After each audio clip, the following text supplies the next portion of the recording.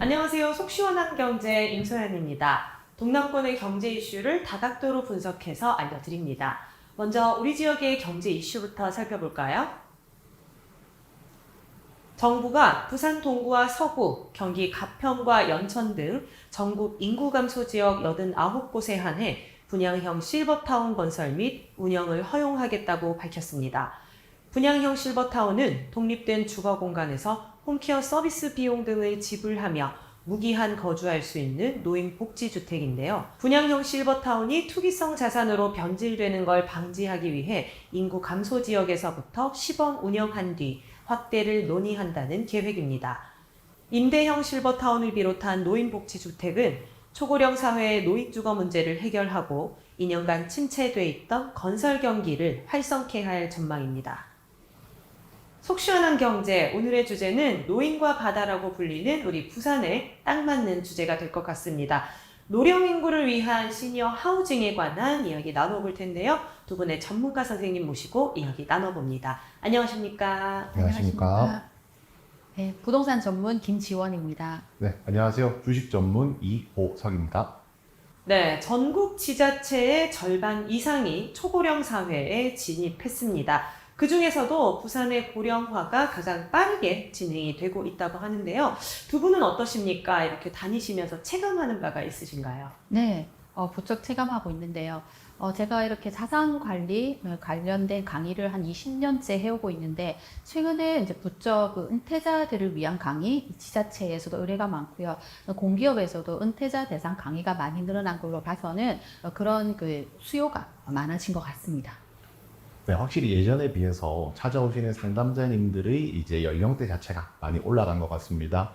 상담의 주제도 예전에는 단순 투자 상담이 많았다라고 하면요, 최근에는 뭐 IRP나 개인연금 펀드와 같은 노후 대비가 뭐 주요한 주제가 되고 있다라는 것도 뭐 변화라고 할 수 있겠습니다. 네, 이렇게 우리나라의 노령 인구가 전체 인구의 20%를 초과했다는 말은 평균 연령은 높아지고 또 경제활동 인구는 반대로 줄어든다는 말이 되겠죠? 네, 그렇습니다. 현재 한국의 노령 인구는 약 1천만 명 정도로 추정이 되고 있고요. 게다가 멀지 않은 미래인 2030년 정도 된다면 중위 연령이 49.7세 정도로 예상이 되고 있습니다. 중위 연령이라는 것은 우리나라 전체 인구를 일렬로 줄을 세웠을 때 한가운데 있는 사람의 연령을 뜻하는데요. 현재 상황에 대입해서 좀 얘기를 해보자면 2030년이 되었을 때 우리나라 전체 인구에서 한가운데 있는 사람의 나이가 50세 정도다라고 생각을 해주시면 될 것 같습니다. 중위 연령이 높아지는 이유로는요, 우선 뭐 저출산 문제가 있을 겁니다. 새로 태어나는 사람들이 적다라는 것, 그리고 현재 생존에 있는 사람들의 연령대는 계속 올라간다는 것, 이것들이 이제 복합적으로 작용하면서 중위 연령이 올라간다라고 할 수가 있고요. 만약에 이 추세가 2040년까지 지속된다라고 하면요, 우리나라의 이제 세 사람 중에서 한 사람은 노인인 그런 이제 추세가 나오게 되거든요. 결국 이제 이런 부분들을 보았을 때 현재 고령화 문제가 굉장히 심각하다라고 할 수 있겠습니다.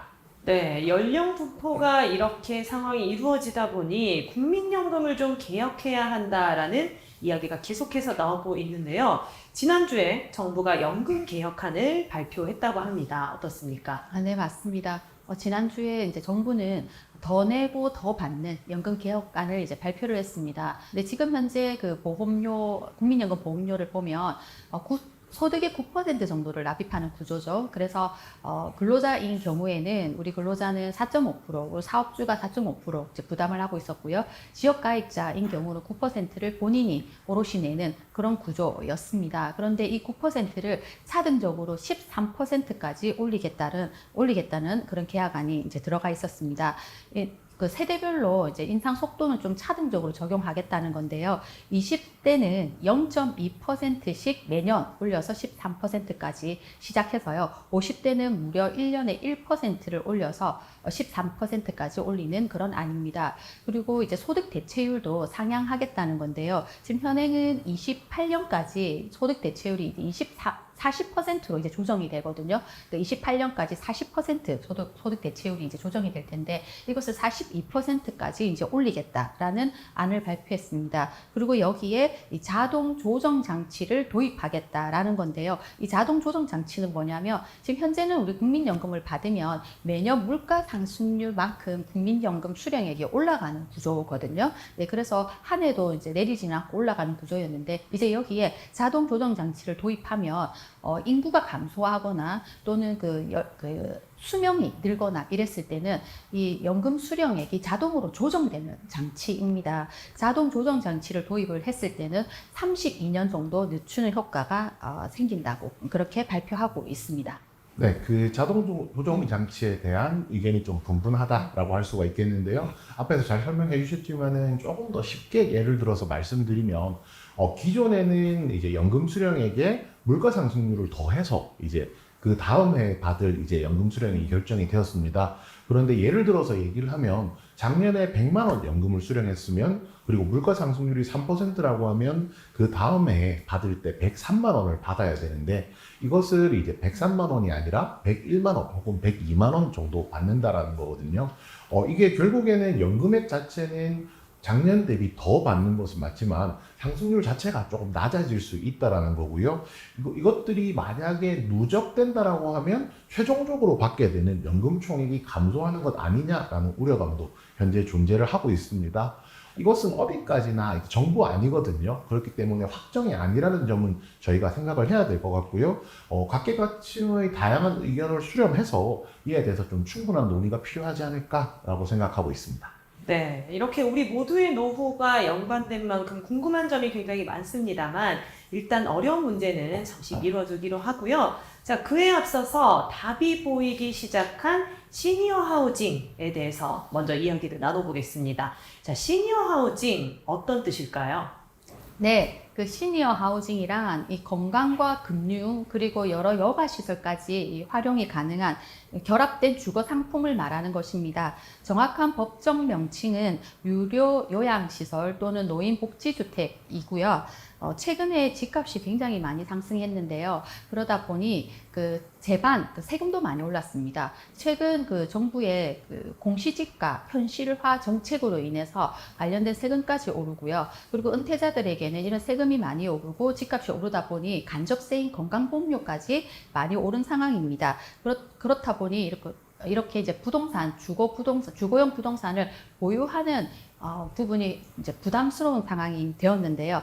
최근에는 실버타운에 대한 인식이 좋아지면서 이런 노인시설을 이용하는 선호도가 높아지고 있는 그런 실정입니다. 자, 이렇게 노령 인구의 건강과 여가를 케어하는 입소시설 이미 전국의 곳곳에 있는 걸 알고 있는데요. 네, 맞습니다. 있긴 있는데 한참 부족하다라고 말씀을 드려야 될 것 같아요. 고령화에 따른 요양시설의 입소가 필요한 이제 인원 같은 경우가 정원이 한 22만 명 정도 됩니다. 그런데 이제 실제로 노인 복지주택의 수용 인원만 생각했을 때는 1만 명보다 적고요. 또 여기에 이제 양로 시설을 포함한다고 하더라도 2만 명이 채 되지가 않습니다. 말 그대로 공급은 굉장히 부족한데 수요는 굉장히 좀 많다라고 조금 할 수 있는 상황이고요. 우선 공급이 부족한 이유는 한 3가지 정도 들어볼 수 있겠습니다. 첫 번째가 주택을 보유하고 있는 데 있어서 효익이 굉장히 크다라는 건데요. 고령자일수록 원래 내가 살던 집에서 사는 것에 대한 만족감이 굉장히 좀 높다라는 것도 생각을 해야 될 거고요. 또 두 번째가 이제 아무래도 전세 제도에 익숙한 세대다 보니까 매달 임대료를 내면서 월세를 지급하고 생활하는 것에 대한 거부감이라든지 부담감이 좀 있다라고 말씀을 드려야 될 것 같고요. 마지막으로 복지제도라는 것 자체가 공공주도로 이루어진다라는 겁니다. 민간 주도로 이루어질 때 산업은 발전을 하게 되거든요. 그런데 이제 민간에는 쉽게 나서는 것이 아니라 돈을 벌 수 있을 때 이제 나서기 때문에 아무래도 공공주도로 이루어지는 노인복지시설 같은 경우에는 성장세가 아무래도 더딜 수밖에 없었다라고 얘기를 해야 될 것 같고요. 마찬가지로 수요가 일어나는 이유도 몇 가지가 있습니다. 기존에 이제 시니어 하우징이 필요했던 분들이 아니라 새로운 신규 수요층이 들어오고 있거든요. 이 세대가 바로 베이비부머 세대입니다. 아무래도 베이비부머 세대들 같은 경우에는 상대적으로 은퇴 이후의 경제력이 우수하기 때문에 이분들 같은 경우에 이제 그 시니어 하우징에서 생활하기가 조금 더 유리하다는 점, 그리고 향후 장기적인 관점으로 보았을 때 주택 가격 상승률 자체가 점점 떨어지고 있다는 점, 마지막으로 노인 인구가 늘어나고 예상 수명이 늘어나고 있으면서 이런 그 시니어 하우징에 대한 필요성이 늘어나고 있다는 것이 수요를 많이 끌어올리고 있는 상황이고요. 뭐 이런 배경들 때문에 시니어 하우징 규제 완화를 통해서 해당 산업을 발전시키고자 하는 움직임들이 나오고 있습니다. 네, 그렇다면 앞으로 이 시니어 하우징을 더 많이 건설하고 또 더 쉽게 운영할 수 있도록 해주겠다 이런 논리가 될까요? 네, 맞습니다. 지난 7월에 발표된 시니어 레지던스 활성화 방안에서 그 내용들을 찾아볼 수가 있는데요. 기존에는 토지라든지 건물을 소유하고 있을 때만 실버타운을 설립을 할 수가 있었습니다. 그런데 조금 바뀌는 내용이 토지나 건물에 대해서 임대를 하더라도 말 그대로 사용권이라고 이야기하는데 전세로 임대를 해서 실버타운을 만드는 것도 가능해졌다라는 것이 의미가 있고요. 여기에 정부에서 또 실버타운을 전문적으로 공급하는 사업자도 육성한다는 방침을 가지고 있고요. 또 아까 앞선 질문에서 말씀드렸었는데 결국은 민간 주도로 이루어져야 되거든요. 결국 민간에서 자금이 얼마나 활발하게 들어오는지도 중요합니다. 기존의 그 이제 리츠 같은 경우에는요, 개인 주주가, 전문 주주가 그 한 명이 50% 이상 지분을 가질 수 없게 돼 있었는데 프로젝트 리츠라는 것이 신설됐습니다. 프로젝트 리츠 같은 경우에는 한 주주가 50% 이상 이제 지분을 가져도 상관이 없거든요. 말 그대로 돈을 더 많이 투자할 수 있는 기회가 열리면서 민간에서 더 적극적으로 움직일 수 있다라는 것도 생각을 해봐야 될 것 같고요. 특히 부산 지역을 놓고 얘기를 한다라고 하면요, 부산 서구나 동구 같은 그 전국의 인구 감소 지역의 분양형 노인복지주택을 이제 허용을 함으로써 선택지를 더 많이 넓혀놨다라고 할 수 있겠습니다. 네, 이렇게 분양형 노인복지주택을 허용한다라고 이야기한다면 현재는 또 어떻게 되어 있는지도 궁금합니다. 네, 현재 그 우리나라에는 노인복지 그 주택이 39개가 있습니다. 이 중에서 임대형 그 복지주택은 21개가 있고요. 나머지는 분양형 또는 임대형과 분양형이 이제 결합된 형태로서 2015년 이후로 분양형을 허용하고 있지는 않습니다. 그 이후로는 이제 임대형만 이제 생겼는데요. 최근에는 이제 그 정부에서는 이 분양형 노인복지 그 주택의 허가를 다시 허용하겠다라는 정책을 발표를 했는데요. 이건 이제 저희가 그 입소를 하는 이 노인 그 세대들에게 선택의 폭을 넓혀주었다는 이 긍정적인 해석이 나오고 있습니다. 이 분양형 같은 경우에는 이 입소자들이 이제 소유권을 가져갈 수가 있기 때문에 사실 계속해서 거주를 할 수 있다라는 그런 거주의 안정감을 느낄 수 있으면서 또 소유권을 그 가지고 오는 거기 때문에 또 주택연금을 신청할 수 있다는 그런 장점도 있습니다. 네, 말씀하신 것처럼 개인 상황에 따라서 임대형과 분양형을 선택하게 할 수 있었으면 좋았을 텐데 왜 그동안은 이렇게 임대형으로 좀 많이 운영이 됐을까요? 네, 사실 그 민간 개발자 입장에서는 이 임대형보다는 분양형이 훨씬 수익이 높기 때문입니다. 그렇지만 이 분양형 노인복지주택을 분양하고 나서 이후에 관리가 너무 미흡했다라는 겁니다. 그렇다 보니 수분양자들의 피해 사례가 굉장히 많이 접수가 되었고요. 또 그 입주 자격이 그 수분양자들이 이제 이후에 분양을 받은 다음에 입주 자격이 없는 타인들에게 이 불법 전매를 하는 사례가 굉장히 많이 발견이 되었는데요. 이런 게 이제 어떤 제재를 할 수 있는 법적 제재 조항도 없었기 때문에 단속이 어려웠다고 합니다. 그러다 보니 이제 우리 보건복지부에서는 2015년에 이 분양형은 이제 폐지를 하게 이제 되었고요. 그런데 이제 최근에 2024년 3월에 이제 정부에서는 다시 분양형을 다시 재개를 하기로 이제 했습니다. 분양형 주택은 우리나라에서는 89곳 인구 감소 지역에 있는데 이 감소 지역의 설립을 이제 허용하기로 이제 발표를 했고요. 정부 입장에서는 인구 감소 지역이기 때문에 이곳이 급격한 그 토지 지가에 어떤 상승에 영향을 미치는 것은 없을 것이다. 이런 게 이제 인구 감소 지역을 선택한 정부의 입장입니다. 이렇게 노인복지주택 현황표를 한번 보니까요. 우리 부산 수영구에도 한 군데가 있습니다. 여기는 어떤 곳일까요? 부산에는 딱 한 군데가 있죠. 수영구에 있는데요. 망미동에 있습니다. 흰돌 실버 타운이라고 있는데요. 저도 사실 2년 전에 한번 가봤었거든요. 소형, 복도형 아파트라고 이제 생각하시면 돼요. 그런 구조였습니다. 흰돌 실버 타운은요, 임대형 복지주택입니다. 보증금은 약 1억에서 한 2억 정도. 한 달에 월 관리비는 약 60만 원 정도 이제 선으로 구성이 되어 있습니다. 그리고 그 25년에는 그 오시리아 라우어가 이제 그 입주를 이제 시작을 합니다. 국내 최대 규모의 이제 프리미엄 노인 복지주택이거든요. 가격은 이제 약 4억에서 그 펜트하우스를 제외하고는 약 9억 정도까지 아주 다양하게 있고요. 월 관리비는 200만 원에서 약 320만 원 선입니다.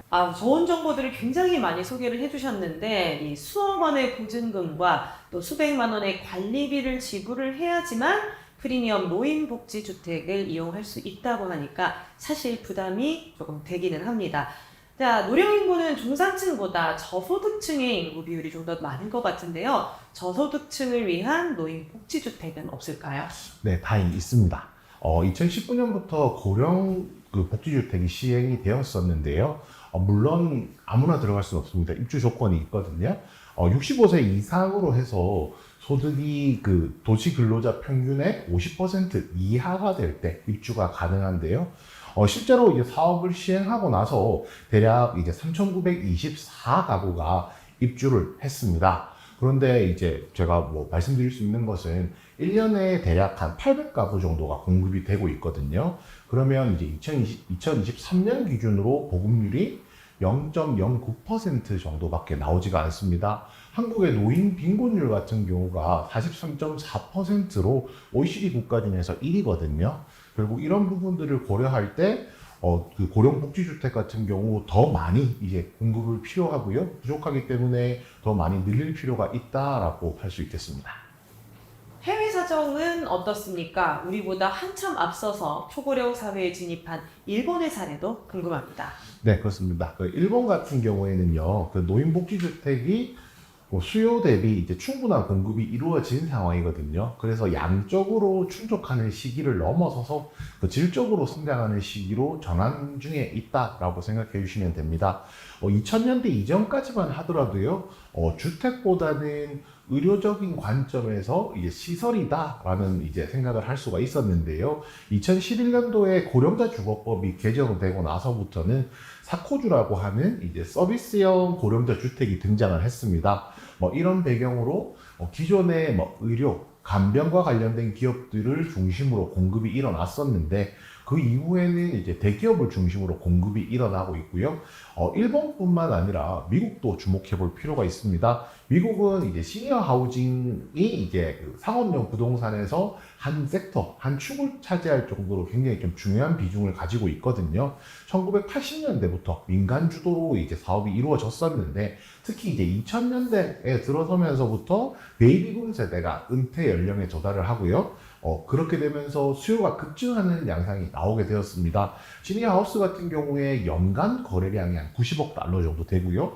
그 양로시설, 요양시설까지 포함을 한다고 하면 1년에 한 140억 달러 정도가 거래가 되고 있거든요. 상당히 큰 규모라고 할 수가 있습니다. 특히 이제 미국 상장 리츠에서도 시가총액 기준으로 약 10% 정도가 그 시니어 그 하우징, 시니어 홈이라는 점을 생각해 보면 그 규모가 얼마나 큰지 짐작해 볼 수 있습니다.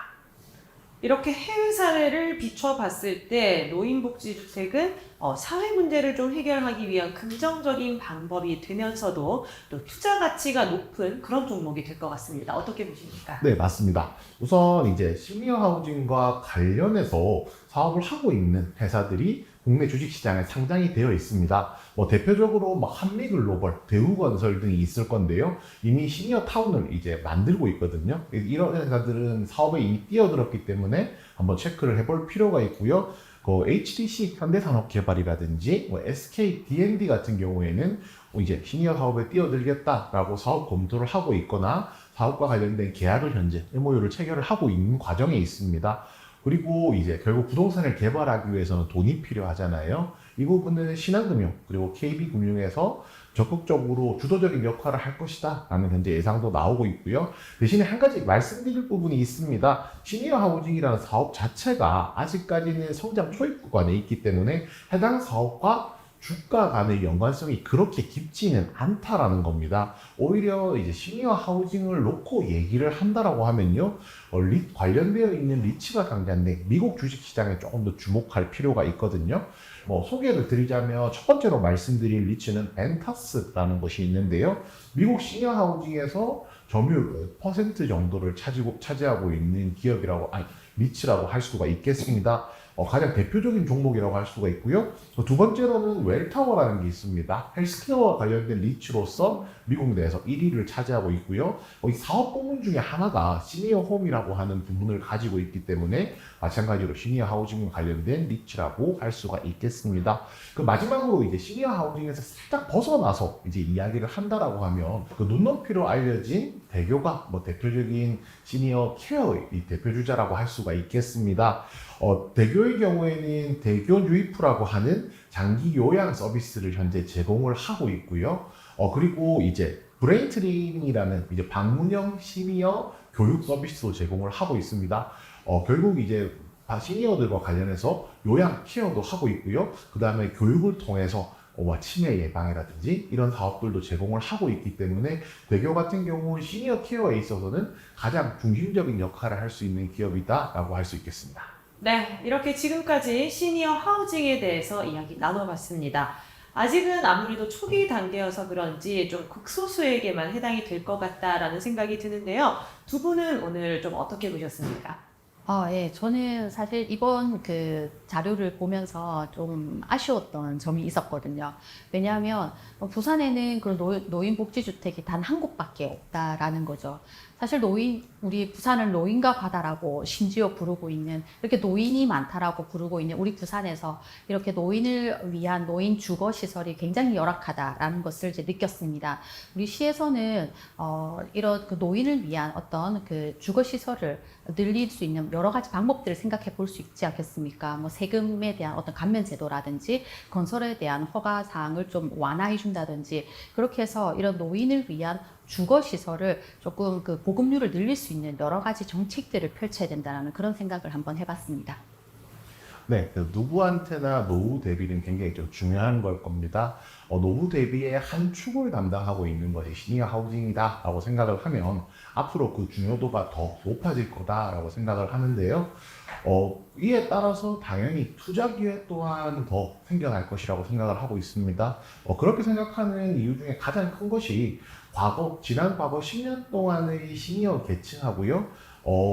향후 10년의 시니어 세대가 약간 그 형태가 좀 다르다라고 생각을 하고 있습니다. 앞으로 이제 새롭게 시니어 하우징 시장에 이제 관심을 가지고 수요층이 될 현재 5060 세대 같은 경우에는 국내에서 순자산 규모로 보았을 때 이 세대가 돈을 가장 많이 가지고 있거든요. 결국 수요층이 돈이 많다라는 것은 이 사업이 더 커질 수 있는 기회가 된다라고 생각하고요. 이 5060 세대가 한 세대가 지나간다라고 하면 그 다음 세대가 X세대입니다. 결국 이제 X세대도 경제력을 충분히 가지고 있기 때문에 앞으로 시니어 하우징과 관련해서는 돈을 충분히 쓸 수 있는 사람들이 많다라고 생각을 해볼 수 있을 것 같아요. 아주 먼 이야기는 아니다라는 것을 말씀을 드리는 건데요. 물론 투자를 한다고 해서 그것이 당장 돈으로 바뀌는 건 아닐 겁니다. 분명히 투자에는 적절한 시기가 있겠지만요. 그 시기를 위해서 이런 아이디어를 여러분들께서 이제 차곡차곡 쌓아주시는 것도 굉장히 좀 중요하다라고 생각하고 있고요. 저희가 이 주제를 통해서 소개해드린 것에 대해서 굉장히 좀 큰 의미가 있고 보람이 있다라고 생각하고 있습니다. 네, 오늘도 두 분 말씀 잘 들었습니다. 막막한 노후가 선명해질 수 있도록 속 시원한 경제가 도와드리겠습니다. 저희가 준비한 소식은 여기까지입니다. 다음 시간에는 더욱 유익한 정보로 돌아오겠습니다. 시청해주신 여러분 고맙습니다. 고맙습니다. 고맙습니다.